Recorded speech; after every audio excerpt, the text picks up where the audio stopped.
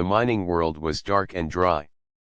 Dust storms swept across the rocky land, and giant machines worked day and night to dig out metal from the ground. People came here from many places to earn their living, but they lived with constant fear. Far away in the mountains, a deadly creature waited. The settlers called it the dragon beast.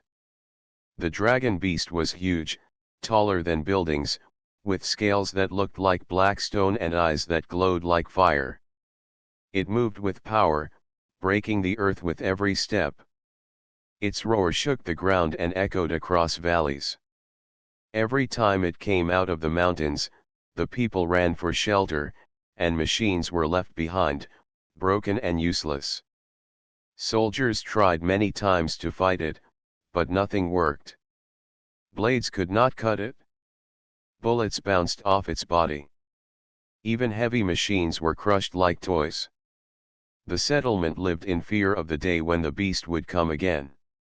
Children whispered stories about it at night, and workers prayed that it would not appear while they were far from home. For many, it was a curse of the land, something that could not be stopped. In the middle of this fear lived a quiet man named Tomasz. Tomasz was not a soldier or a fighter. He was a mechanic. His workshop was small, filled with broken tools, wires, and gears. While others trained with weapons, Tomasz spent his days repairing old machines and studying how they worked. People did not pay much attention to him, for he was not strong or loud. But he had sharp eyes and patient hands. Tomasz had seen the dragon beast before, not up close, but from a safe distance. He had watched it tear through steel walls and break heavy engines. Yet, when others only saw a monster, Tomasz noticed details. He noticed that the beast always paused before striking. He noticed that it roared in strange rhythms, almost like patterns of sound. He noticed that it seemed more restless near old mining sites, as if something there made it angry. At night, Tomasz sat in his workshop, drawing lines on scraps of paper.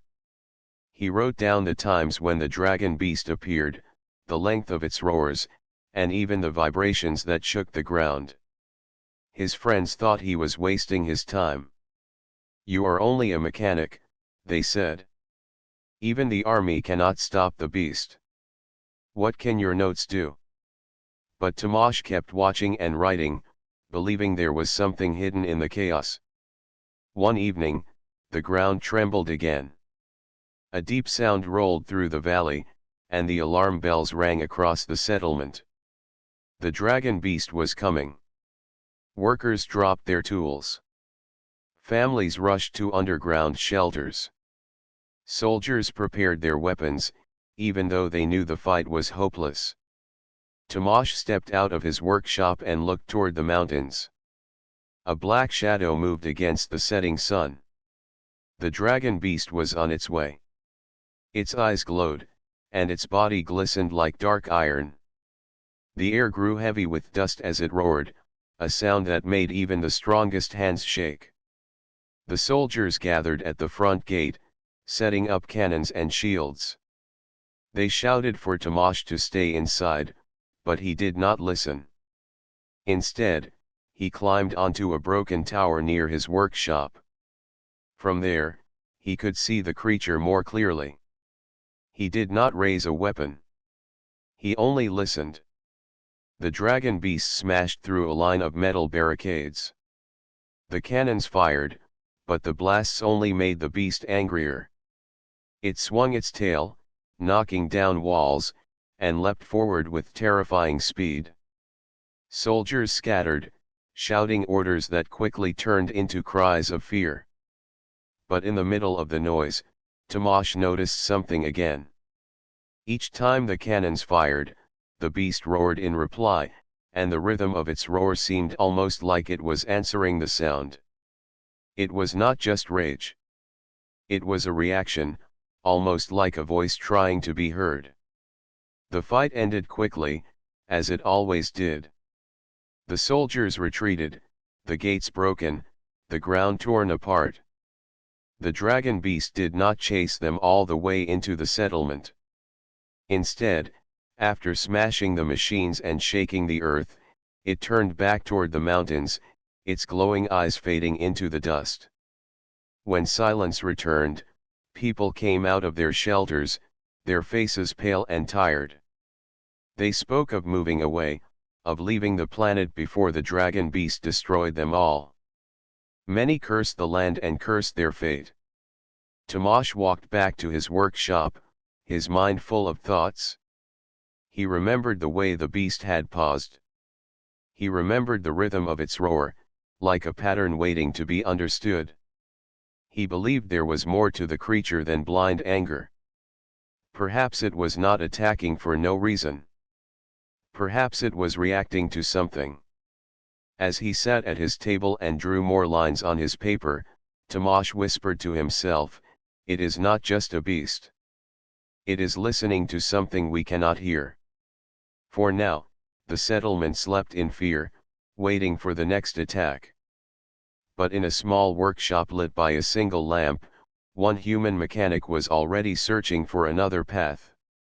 And so, the story of how a simple man would one day stand before the deadliest creature in the land began. The morning after the attack, the settlement was quiet. Broken walls lay scattered on the ground, and smoke rose from smashed machines. People walked around with tired faces, fixing what little they could. Children stayed close to their parents, too afraid to wander far. The dragon beast had left, but its shadow still hung over everyone. Inside his workshop, Tomasz cleaned the dust from his tools. He had slept only a few hours, but his mind was restless. He kept hearing the rhythm of the beast's roar in his head. While others wanted to forget, he wanted to remember every detail. He believed that the key to stopping the beast was hidden in those sounds. Tomasz was known by everyone, though not always with respect. Some settlers trusted him with their machines, for he could fix almost anything, from broken engines to cracked water pumps. But many saw him as nothing more than a repairman. He was quiet, patient, and not a fighter. In a world ruled by fear of the dragon beast, people thought strength was what mattered. They did not understand why Tomasz wasted his time with notes and strange ideas. As Tomasz adjusted a broken gear, his friend Myra entered the workshop. She was one of the few who believed in him. "You were on the tower again last night," she said softly. "One day, the beast will see you, and then you will not come back." Tomasz looked up with calm eyes. "I have to watch," he answered. "Everyone else sees only destruction, but I see patterns. The beast does not move without reason." Myra frowned. "Patterns will not save us. Weapons will. But weapons do nothing against that monster." She sighed and lowered her voice. "Maybe we should leave this planet. Others are already planning to go." Tomasz shook his head. "If we leave, the beast will remain, and others may suffer the same. No one has tried to understand it. I think we must." Myra did not argue further. She knew once Tomasz made up his mind, he would not change it. Still, she feared for him. Later that day, the settlement gathered in the central square. The leader of the guards, a strong man named Ralin, stood before the crowd. His voice was loud and full of anger. "The dragon beast cannot be tamed. We must build stronger weapons, bigger walls, and prepare to fight until it falls." The people cheered weakly, but their faces showed doubt. They had seen the beast destroy every trap, every wall, every weapon. Tomasz stepped forward. His voice was softer, but clear. "We cannot fight it with weapons. We must think differently. The beast reacts to sound. I believe it is not only attacking us, it is answering something. If we can understand, maybe we can stop it? The crowd grew silent, then laughter broke out. Some settlers shook their heads. You are only a mechanic, one man said. Do you think you can do what armies could not? Another woman called, you spend your days with broken gears and wires. How can that stop a creature that tears ships in half? Even Rallan scowled. Dreams do not protect us, Tomash. Strong walls and strong fighters do. If you want to help, build shields, not stories. Tomash did not argue. He only bowed his head and walked away. The crowd returned to its worries, forgetting his words. But inside, Tomash felt more certain than before. The laughter of others did not shake his belief. He knew what he had seen. Back in his workshop, Tomash worked late into the night. He spread his notes across the table, drawings of the beast, lines marking its roars, numbers showing the timing of its steps. He placed broken parts around him, metal plates, wires, and sound coils from old machines. Slowly, an idea formed in his mind. If the beast was answering sounds, then maybe sound could reach it. Not the noise of weapons, but steady rhythms and patterns. Something that could touch its mind instead of its body. He began sketching a device, a machine that could send out controlled sound waves. His hands moved carefully, fitting pieces together. He built a small box with a coil inside, adding a power cell and a set of old speakers. When he turned it on, it made a low hum that filled the room. He adjusted the settings, changing the pitch until the walls trembled slightly. Myra returned and watched him work. "What is this?" she asked. "A voice," Tomash replied. "A voice the beast may hear." She stared at the strange device. "And if it does not work?" Tomash paused, then answered quietly. "Then I will try again. I am not building a weapon. I am building hope." The hum of the machine grew steady, like the beating of a slow heart. Tomash listened closely, imagining how the dragon beast might respond. He closed his eyes and pictured the giant creature, its glowing eyes fixed on him, not in rage but in curiosity. That night, as the settlement slept in fear of the next attack, Tomash continued his work. While others dreamed of escape or destruction, the mechanic dreamed of harmony. He was only one man, with no army and no weapons. But he carried something greater: patience, courage, and the will to look at the beast not as a monster, but as a mystery waiting to be solved. And though no one else believed him, Tomash knew deep inside that humans had always survived by more than strength. They survived by seeing what others could not. The time would come when his strange device would face the dragon beast. The time would come when a mechanic, not a warrior, would step forward. The weeks passed in uneasy silence.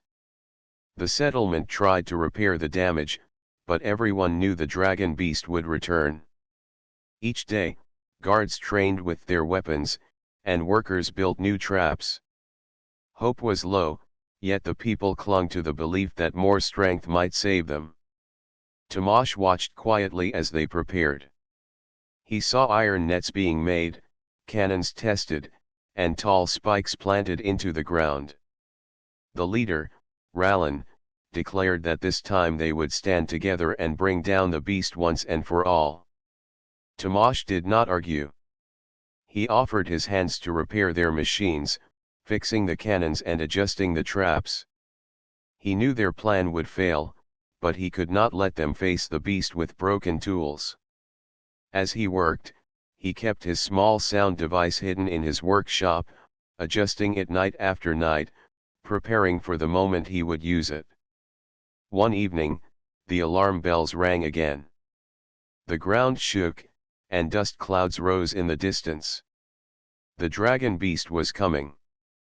Its roar rolled through the valley, a thunderous cry that sent fear into every heart. The guards ran to their stations. Rallan stood tall at the front, shouting orders with a voice full of courage. Settlers hid in the shelters, praying the traps would work. Tomasz stayed near the machines, ready to repair if needed.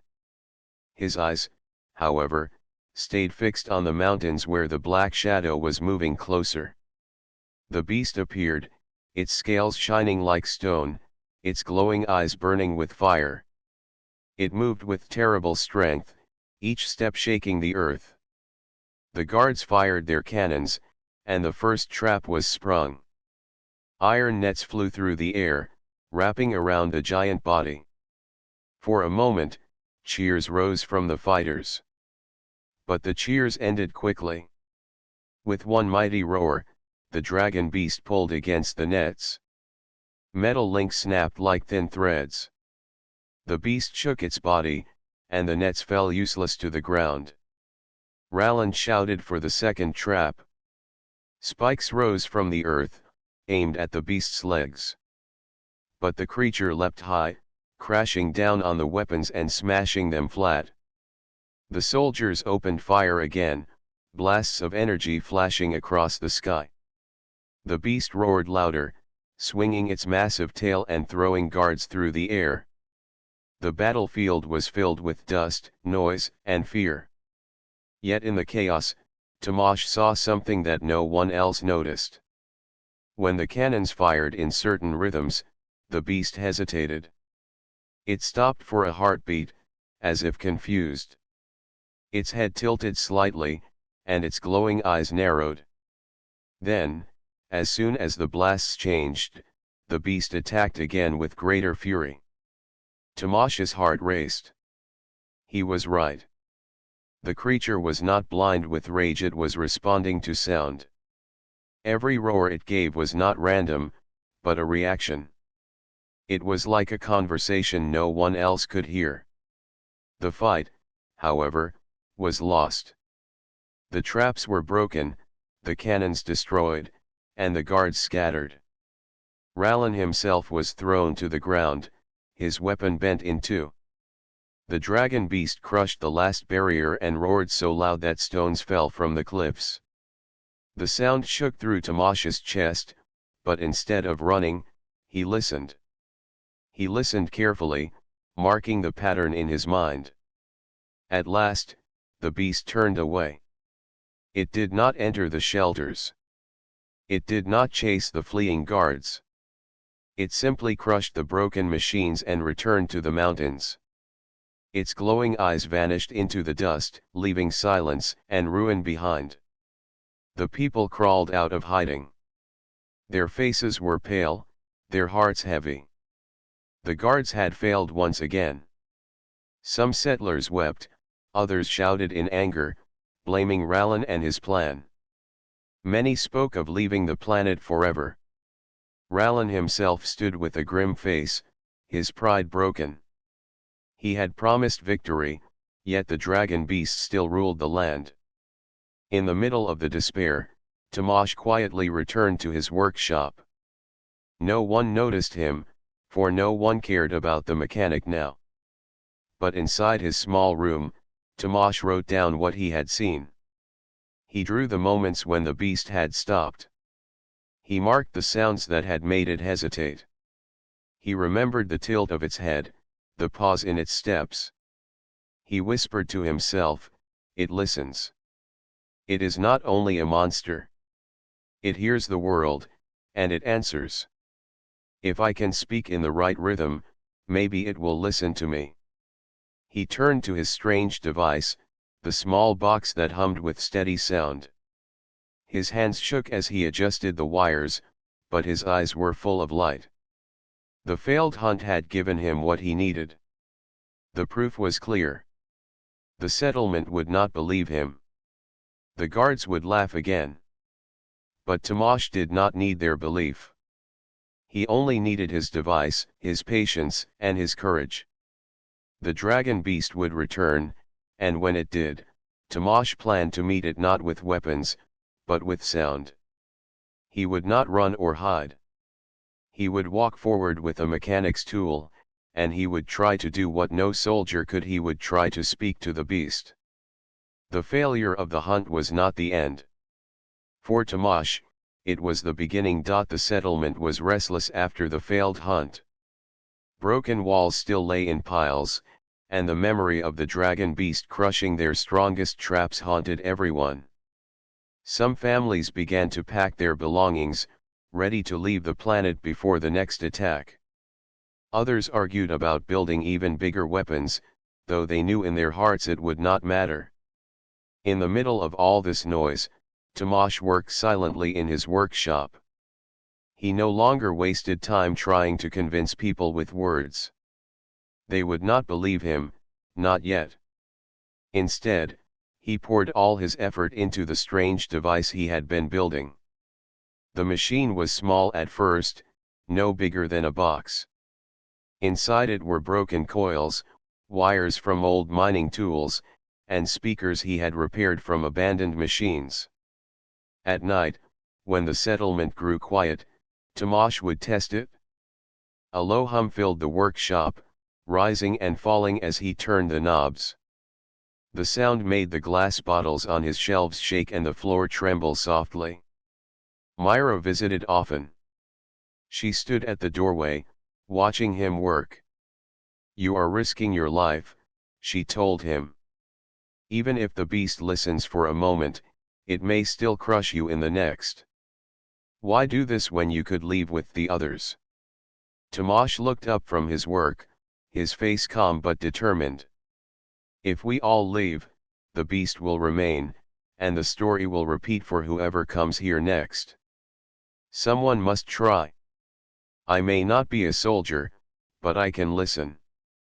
That is what makes humans strong. We listen, we notice, we adapt." Myra sighed, knowing she could not stop him. She only hoped his plan would not cost him his life. As the days passed, Tomasz refined his device. He built a stronger frame for it, adding handles so he could carry it on his back. He adjusted the settings so it could send out steady pulses, almost like a heartbeat. Then he tested different rhythms, writing down how each one sounded, waiting for the right balance. Sometimes he would sit in silence, closing his eyes and replaying the memory of the dragon beast's roars. He matched the rhythms to the device, carefully adjusting until the sound felt right. To him, it was like building a language made of vibrations. Word of his strange work spread across the settlement. Some mocked him openly. "The mechanic thinks he can sing to the beast," they laughed. "Maybe he will put it to sleep with a lullaby." Others shook their heads, calling him foolish. Even Ralin, still bitter from his failed plan, warned Tomasz to stop. "You will only bring more danger. Do not stand in the way of real defense." But Tomasz paid no attention. He knew what he had seen. The dragon beast had paused. It had tilted its head, almost as if listening. That moment was enough for him to risk everything. One night, Tomasz climbed the old tower again. He carried his device with him, testing it against the open air. He let the low hum roll out across the valley, watching the dust shift on the ground. Myra followed him, worried, and asked, "What if the beast comes while you are testing?" Tomasz answered softly, "Then I will finally know if I was right." The beast did not appear that night, but Tomasz felt more prepared. He adjusted the device once more, making it strong enough to carry across the battlefield. The next day, while others worked on repairing walls and traps, Tomasz stood quietly in the square. For the first time, he spoke openly of his plan. "I will not fight the dragon beast with weapons," he said. "I will face it with sound. I believe it is not a mindless monster. I believe it is reacting to something, and if I can reach it, I can calm it." The settlers stared at him in disbelief. Some laughed again. Others grew angry. "You will only make things worse," one shouted. If you fail, the beast will destroy us all. But Tomasz did not shout back. He simply said, then let me carry this risk. I will not ask anyone else to follow. When the beast comes again, I will step forward alone. Rallen scowled but did not stop him. Perhaps he thought the mechanic would only prove himself a fool. That night, Tomasz returned to his workshop and made the final adjustments. He polished the coils, tightened the bolts, and packed a small bag with tools. He placed the device on his back and felt the weight press against him. It was heavy, but his resolve was heavier. Myra came to see him one last time. Her voice trembled as she said, "You are one man against a beast the size of a mountain. Do you really believe you can face it?" Tomasz looked at her with steady eyes. "I do not know if I can control it. But I know that I must try. If no one listens, then nothing will change. If humans only fight with force, we will lose. But if we dare to listen, maybe we will find a way." The next morning, the alarm bells rang once more. The ground shook, the mountains trembled, and the roar of the dragon beast rolled across the land. People ran to their shelters, guards rushed to their weapons, and fear filled the air again. But Tomasz did not run. He strapped his device firmly to his back and stepped out of his workshop. Dust rose around him as the shadow of the beast appeared in the distance. This time, he was ready. The ground shook like thunder. Dust rose in heavy clouds, covering the valley as the dragon beast marched forward. Its glowing eyes lit the darkness, and its roar rolled across the land like a storm. People screamed and rushed to the shelters. Soldiers loaded their weapons, though they knew in their hearts they could not win. In the middle of the panic, Tomasz walked out of his workshop. The strange device was strapped to his back, its coils humming with low power. His steps were steady, his face calm. While others fled, he moved toward the danger. From the shelter door, Myra called out to him, her voice breaking with fear. "Tomasz, stop. You will be crushed." But Tomasz did not stop. He looked at her once, gave a small nod, and continued forward. He knew there was no turning back now. The dragon beast grew larger as it approached. Its body was like a moving mountain, its scales shining like stone under the sun. With every step, the earth split and rocks rolled down the slopes. Soldiers fired their cannons, blasts of fire striking the beast's side, but the attacks only made it angrier. It roared, shaking the sky, and smashed through another line of defenses. Tomasz kept walking. He felt the ground tremble beneath his feet, yet his hands did not shake. He remembered the rhythms he had studied, the pauses he had marked. He knew this was his chance to try. At last, the dragon beast reached the edge of the settlement. Its massive head turned, and its glowing eyes locked on Tomasz. Soldiers shouted for him to run, but he stood his ground. The beast roared again, a sound so loud that the air itself seemed to crack. Dust and stones flew around him, yet Tomasz did not move. He reached for the switch on his device. The machine came alive with a low hum, deep and steady. The sound rolled out across the battlefield, meeting the roar of the dragon beast. The beast froze. Its head tilted slightly, its glowing eyes narrowing. It lifted one claw, but instead of striking, it held still, listening. The soldiers gasped. The settlers peeking from the shelters fell silent. Never before had the dragon beast paused like this. Tomasz adjusted the knobs carefully, matching the rhythm to the memory of the beast's breathing. The hum changed, becoming a pattern of pulses, slow and strong, like the beat of a giant heart. The dragon beast lowered its claw. It took a step closer, but not with rage. Its glowing eyes fixed on the mechanic, studying him. Dust swirled in the air. The world seemed to hold its breath. Tomasz stood alone before the massive creature, his small body dwarfed by its towering form. Yet he felt no fear now. His device was speaking, and the beast was listening. Another roar came, but this one was different. It was softer, almost uncertain. Tomasz listened carefully. He turned the knob again, sending a new pulse, answering the sound. The dragon beast tilted its head farther, like a curious animal rather than a furious monster. Its tail swept slowly across the ground, but it did not strike. The rhythm from Tomasz's device filled the valley, and the beast seemed to breathe in time with it. The settlers whispered among themselves. Some could not believe their eyes. The same beast that had crushed armies was standing still, held in place not by chains or weapons, but by sound. Ralin, the guard leader, stood speechless. He had mocked Tomasz many times, but now he could only stare in shock. Tomasz kept his focus. Sweat ran down his face, but his hands stayed steady on the controls. He whispered softly, though no one could hear his words. He was not commanding the beast. He was calming it, reaching it with patience instead of force. Minutes passed like hours. The dragon beast remained still, its glowing eyes never leaving Tomasz.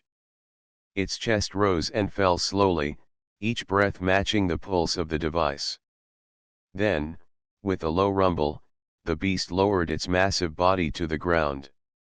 It sat like a mountain resting after a long journey, its head bowing slightly. Gasps filled the air. People stepped out of the shelters, staring in disbelief. Soldiers lowered their weapons. Myra covered her mouth with her hands, her eyes full of tears. The impossible had happened. The mechanic had faced the dragon beast, and it had not destroyed him. It had listened. Tomasz finally lowered the device's hum to silence. For a moment, he feared the beast might rise in fury again, but it did not. It only stayed still, watching him with calm, glowing eyes. In that silence, Tomasz understood. The creature had never been just a monster of rage. It was reacting, answering sounds it could not escape. It was not blind destruction, it was confusion, perhaps even pain. He whispered again, not for the people, but for the beast. I hear you. I will find a way to help. The settlers cheered, though their voices were hushed with awe. For the first time, hope returned to the settlement. They saw with their own eyes that strength alone could not save them, but understanding could. And in that moment, a simple mechanic stood taller than any soldier. The confrontation was not the end. It was only the first step. After the confrontation, the settlement felt a strange quiet. The dragon beast had not attacked, yet it had not left either. It stayed at the edge of the valley, its massive body resting on the ground, eyes glowing softly. The settlers watched from a distance, afraid to get too close, yet curious about what had happened. Tomasz stood before the beast, his device still humming softly. He did not feel triumph. He knew this was only the beginning. The creature was calm, but it had not truly been tamed. It was still a dangerous force, and one wrong move could bring disaster. He took a slow step closer.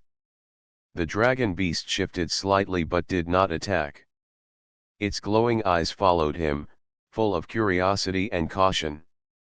Tomasz whispered to Myra, who had followed him quietly, "Stay back. Watch, but do not interfere. It must trust me first." Myra nodded, her eyes wide with both fear and hope. She could feel the tension in the air, as if the valley itself was holding its breath. Tomasz adjusted the device again, this time sending a softer pulse that matched the rhythm of the beast's breathing. The hum rolled across the valley like a gentle river, and the creature responded immediately. Its chest rose and fell in sync with the sound, and a low rumble left its throat, not in anger but in recognition. The mechanic spoke softly, more to himself than to anyone else. "I am not your enemy. I only wish to help you. I only wish to understand." The dragon beast's eyes blinked slowly, and its massive head lowered a little more. Tomasz could feel the energy between them shifting. The creature was no longer reacting to fear or pain, it was listening. Minutes passed, then hours. Tomasz stayed calm, keeping the pulses steady, adjusting them ever so slightly to match the subtle movements of the dragon beast. He noticed small details, the way its tail twitched, the vibration in its scales, even the faint flicker of its glowing eyes. Every adjustment he made drew the creature closer to calm. Myra watched silently, amazed. "He is not fighting it," she whispered to herself. "He is speaking to it." Tomasz smiled faintly, though his focus never wavered. He realized that the dragon beast was intelligent in a way no one had understood. It was not simply aggressive. Its behavior had always been a response to the environment, to sounds and signals the settlers had created. It had attacked because it was disturbed and confused. By the end of the day, the dragon beast was fully calm. It lay on the ground, its head resting near Tomasz's feet. The device's pulses were softer now, almost like a heartbeat, and the creature's eyes glowed with a gentle light. For the first time, Tomasz could reach out his hand. He touched the rough scales lightly. The dragon beast flinched at first but did not move away. It stayed still, breathing in sync with the hum of the device. Tomasz whispered gently, "See, I only wish to help." The settlers approached slowly. Soldiers lowered their weapons, afraid to startle the creature. The villagers gasped as they watched the mechanic calmly interacting with the beast. None could believe that one man had done what entire armies could not. Tomasz did not speak to the crowd. His attention remained on the dragon beast. He studied it, observing how it responded to each change in sound. He realized that the creature could be guided, not forced. Through rhythm and patience, it could be led away from aggression and taught to coexist with humans. Night fell, and the valley grew cool. Stars appeared in the sky, and the hum of the device filled the silent night. Tomasz kept adjusting the pulses, keeping the creature calm. Myra stayed close, watching every move, learning how humans could use patience and understanding instead of weapons to solve even the most dangerous problems. By morning, the dragon beast followed Tomasz's small signals without any sign of aggression. It even lowered its massive body completely, resting as if it trusted him. Tomasz smiled and turned to Myra. "It listens now. It understands that we are not its enemies. This is the first true bond we have created." Myra nodded, tears in her eyes. "You have done something no one thought possible. You have tamed it without hurting it." Tomasz shook his head. "Not tamed. It is still wild. But it trusts me. That is enough to keep the settlement safe for now. We have started a connection, and from this, we can learn how to live with it." The settlement slowly realized the truth. Humans did not need to destroy everything they feared. Sometimes, courage, patience, and intelligence were stronger than weapons. Tomasz had shown them that even a deadly dragon beast could be guided through understanding. The dragon beast remained at the edge of the valley, calm and watchful, while the settlers rebuilt their home. Tomasz continued to adjust his device, learning more about the creature every day. Through this bond, he discovered a new path for humans, a path where intelligence, care, and courage could triumph over fear and violence. And in the hearts of everyone who watched, the lesson was clear: humans were special not because they were the strongest, but because they could listen, understand, and change even the most dangerous situations with their minds and hearts. Tomasz had done what no army could do. He had reached the mind of the dragon beast and proved that even the deadliest creature could be met not with force, but with patience, knowledge, and respect. The story of the mechanic and the dragon beast was no longer just about fear.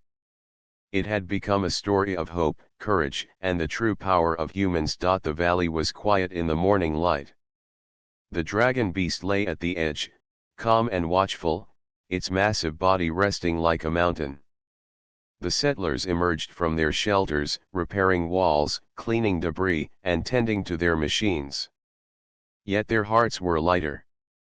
Fear had been replaced by hope. Tomasz stood near the creature, his device now resting on a table beside him.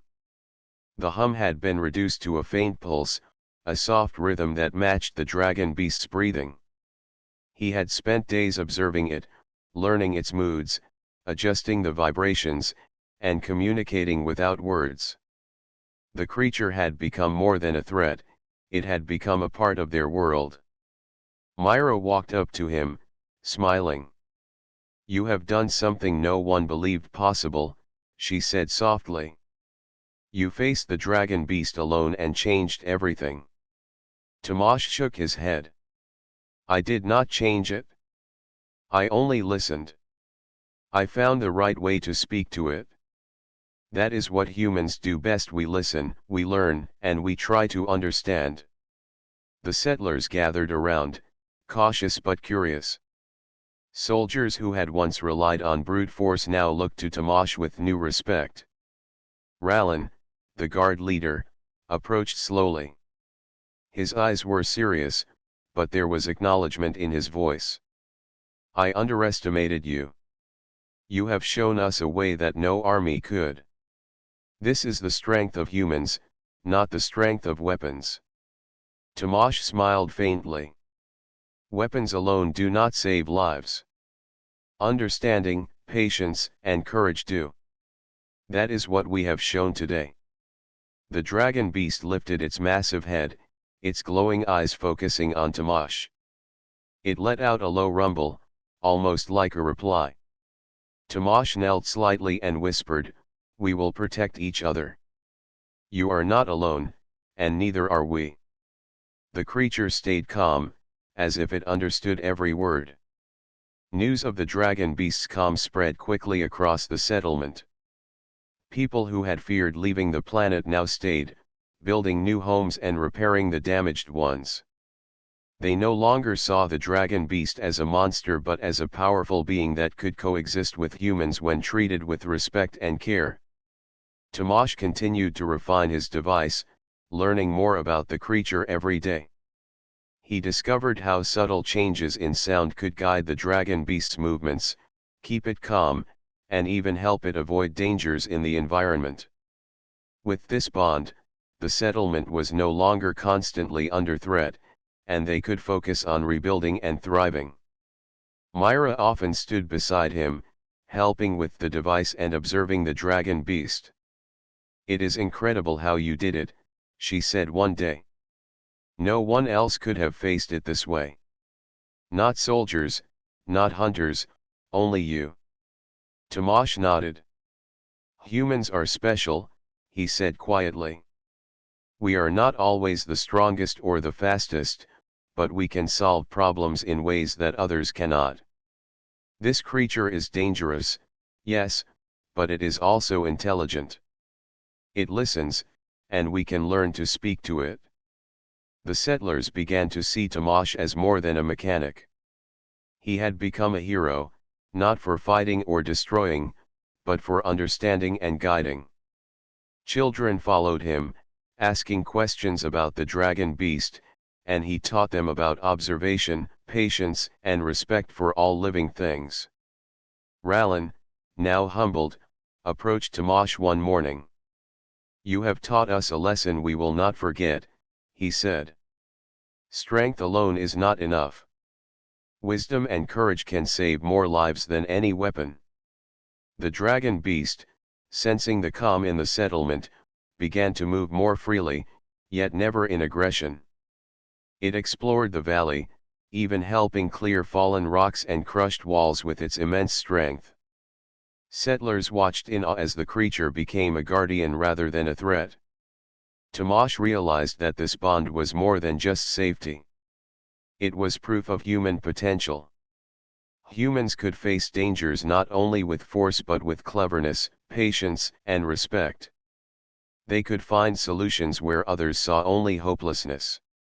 Over time, the story of Tomasz and the dragon beast spread far beyond the valley. Travelers, scholars, and settlers from distant worlds came to see the mechanic who had calmed a deadly monster. They marveled at how one human, using understanding rather than weapons, had achieved what armies could not. The dragon beast became a symbol of the valley's survival and the human spirit. Tomasz continued to care for it, always respecting its strength and intelligence. Settlers rebuilt their homes, mined the metals, and lived without constant fear, guided by the lesson that humans were special not because of power, but because of heart and mind. At night, Tomasz often sat by the valley, watching the stars and listening to the soft pulse of his device. The dragon beast lay nearby, calm and trusting. The world had changed, not by force, but by patience, courage, and understanding. Humans were not the fastest or the strongest, yet they could solve the impossible. They could face fear and danger, and they could turn monsters into allies through wisdom. Tomasz had shown the world that true strength lies in listening, learning, and daring to do what others think is impossible. And so, the legend grew.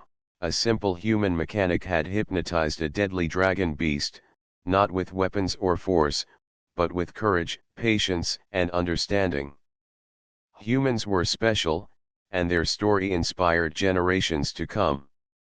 The dragon beast roared softly, not in anger but in recognition, as if it agreed. And the valley, once a place of fear, became a place of hope.